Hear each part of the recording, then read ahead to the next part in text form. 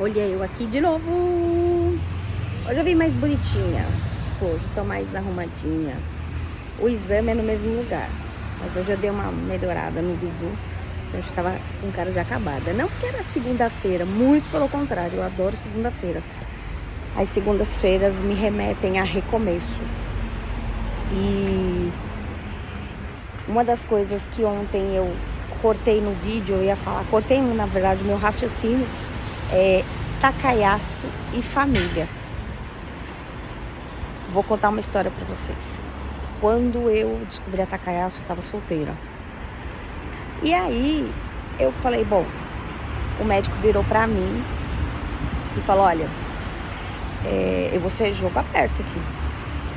Eu preciso ser jogo aberto porque eu vou contar a minha história, certo? Depois, se vocês quiserem contar a história de vocês, eu acho maravilhoso, porque assim, é tudo muito esclarecedor. E eu acho que cada caso é um caso, cada história é uma história. Porém, todo mundo tá na mesma condição. Porque o que é a Takayasu, né? A Takayasu, ela é uma inflamação nos grandes vasos. E ela atinge uma das maiores, que é a aorta. Então, assim, você tem um fluxo de sangue comprometido no resto do corpo. Isso dificulta o organismo, né, num todo, o corpo num todo, a trabalhar de uma forma perfeita, né? Como se estivéssemos todos subindo e descendo sangue. Por isso que na gravidez preza-se muito não ficar grávida por conta disso, né? Na verdade, para não correr o risco da criança não receber o sangue devido, o oxigênio, porque o sangue e o oxigênio é vida, né? Enfim, quer dizer, tudo na gente é vida, tudo na gente vai contribuir. Porém, a Takayasu com relação à família é uma coisa que eu fiquei muito assim, eu fiquei muito pensativa. Porque primeiro que eu tava solteira, né? Eu falei, bom, se eu já tô solteira, tudo bem, não tem problema nenhum. Então eu não arrumo mais ninguém pro resto da vida. Morreu, tipo, só tava esperando o dia da morte chegar.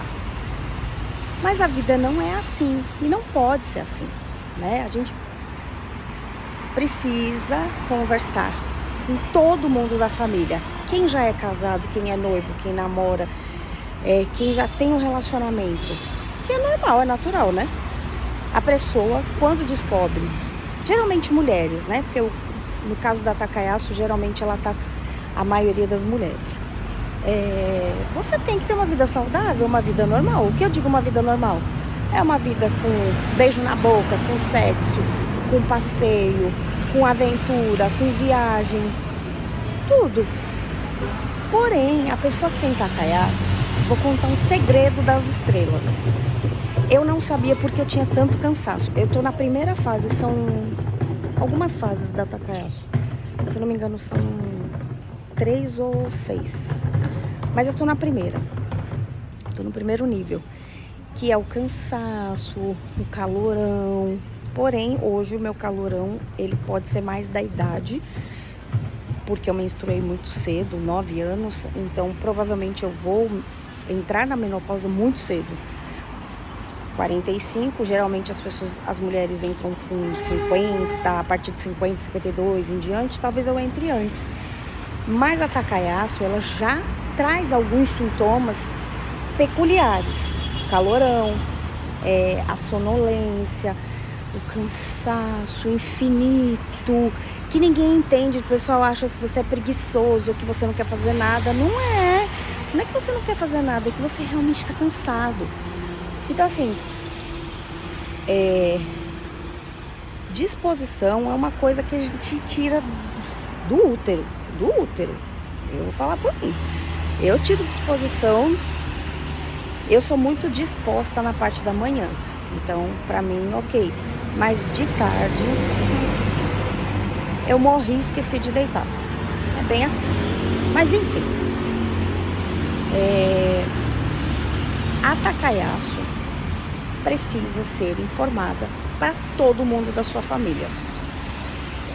Principalmente marido, namorado, noivo, pessoas do seu convívio, amigos muito próximos, filhos.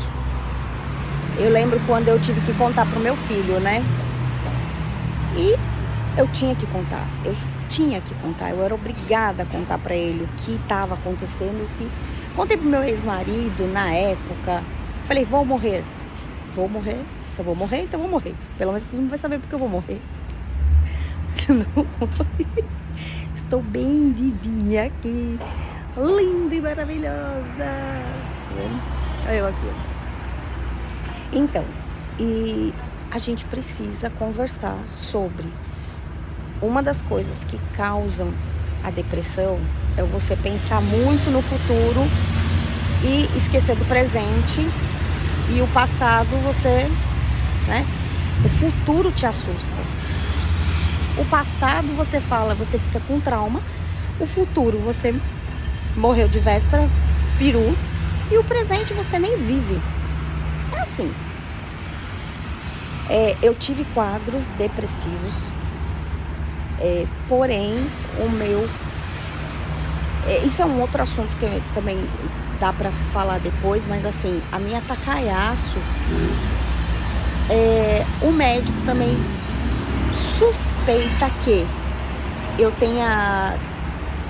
eu já tinha a propensão da Takayasuo, mas o gatilho, eu não queria falar essa palavra, porque a Cintia Chagas odeia essa palavra, mas enfim, mas a motivação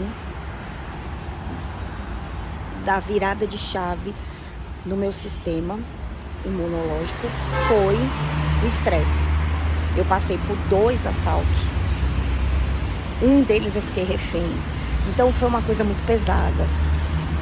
Porém, depois disso, eu fiquei 2 anos em tratamento psicológico muito forte. No começo eu tinha medo infinito de sair pra rua. Meu filho quase não saía pra rua. Na época eu tinha a babá do meu filho, nenhum dos dois saíam pra rua. Então isso realmente foi um choque. E no momento do trauma, os hormônios, né?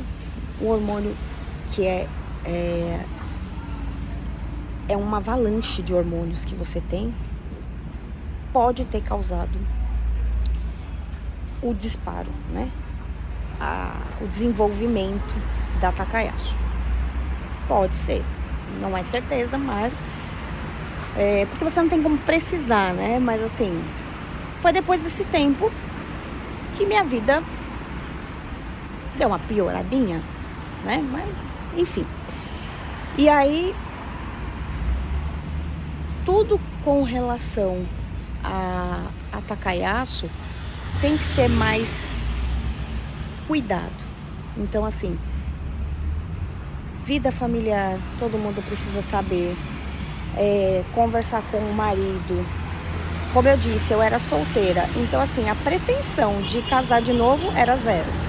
De ter filho, então, nem se fale, né? Tudo eu vou falar pra vocês. Foi movido pela fé. Quando eu conheci o meu marido, eu não queria contar pra ele que eu tinha Takayasuo. Eu falei, gente, eu vou contar pra ele que eu vou morrer. Porque pra mim eu ia morrer. Eu tinha 40 anos, mas eu ia morrer. Não, tinha 41 quando eu conheci ele. Mas quando eu descobri, eu tinha 40. E aí eu não ia ter mais ninguém. Não ia. Eu ia só viver o resto da minha vida, o que restava, né? Era assim, tava bem trágico o negócio. Mas enfim. Mas foi engraçado. É engraçado agora, né? Que a gente passa por tudo. Mas eu falei... quando eu conheci ele, eu falei, eu conheci e não queria mais saber de contar a verdade. Porque eu falei assim, já que eu vou morrer, eu não vou ficar muito tempo com ele não. Porque assim, ele não corre risco de ser mais uma pessoa para sofrer com relação à minha doença. Então assim, eu não posso, não vou trazer mais um problema para uma pessoa que chegou agora na minha vida.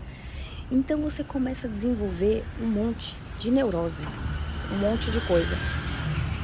E aí a família, depois de um certo tempo que eu conheci ele, eu peguei e contei pra ele, expliquei. Ele não entendeu muito bem não. Eu tenho pra mim que eu contei pra minha mãe, contei pro meu filho. Meu filho entendeu um pouco mais. Meu ex-marido ficou meio assim.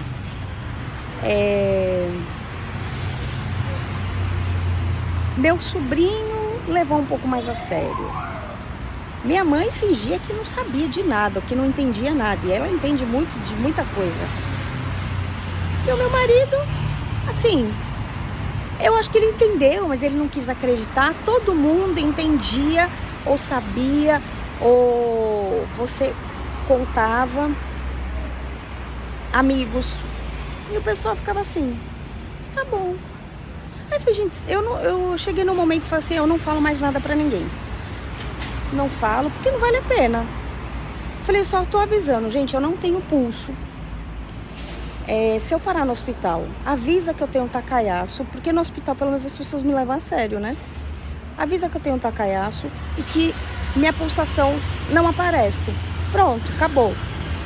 Aí, um certo tempo depois, algumas vezes que eu passei mal com a pressão muito baixa, que eu sei quando ela tá baixa, quando eu fui pro hospital, que eu falei, eu tenho um tacaiaço, e o meu marido estava do lado, aí e me davam prioridade, aí ele, é sério, né? Então assim, depois de um certo tempo começou a cair a ficha. Minha mãe, eu não sei se algum dia caiu a ficha dela. Meu filho é bem tranquilo com relação, fala, filho, olha, a mãe descobriu, e assim, graças a Deus que eu descobri no momento bom da vida, né? Sem ter nada aparentemente. Tenho alguns sintomas do primeiro nível, e é isso. Mas o que eu falo pra vocês, assim, conversem com a família, conversem com os amigos próximos, conversem, tenham um bom relacionamento com os médicos. O meu médico mesmo, quando a Bruna nasceu, ele foi no parto. Lindo, fofo. Ai, que saudade que eu tenho dele. Cada vez que eu lembro dele, eu choro. Porque ela foi uma pessoa muito especial mesmo. Mas enfim, para que você não corra o risco, porque já é um risco grande quando você tem uma doença autoimune, para que você não corra o risco de desenvolver uma depressão e você achar que você está sozinha. Você não está sozinha. Somos poucos, porém podemos ser unidos, né? Pessoas que têm tacaiaço ou doença autoimune sabem que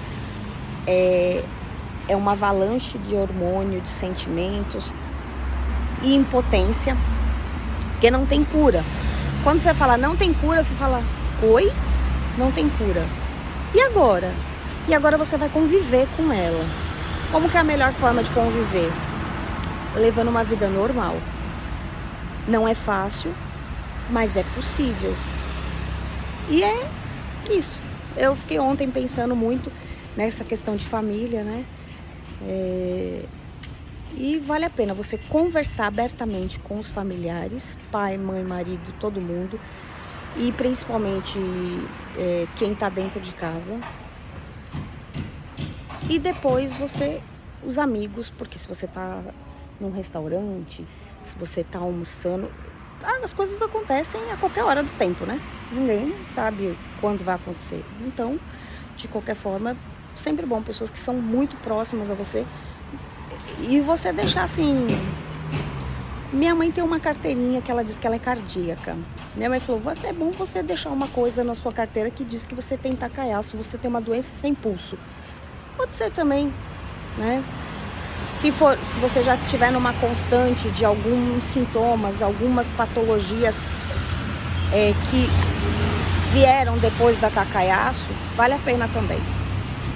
Todo tipo de informação para que as pessoas entendam, elas podem não aceitar muito bem, porque o medo também delas de perder vocês é muito maior do que a gente imagina. E é isso. Eu acho que por hoje a gente já deu uma boa conversada. Esse tema, família, depressão, você ficar meio cabisbaixo, é sempre bom a gente lembrar que não estamos sozinhos. Psicólogo, psiquiatra, os médicos, família, todo mundo unido Ajuda bastante. Beleza? E contem comigo.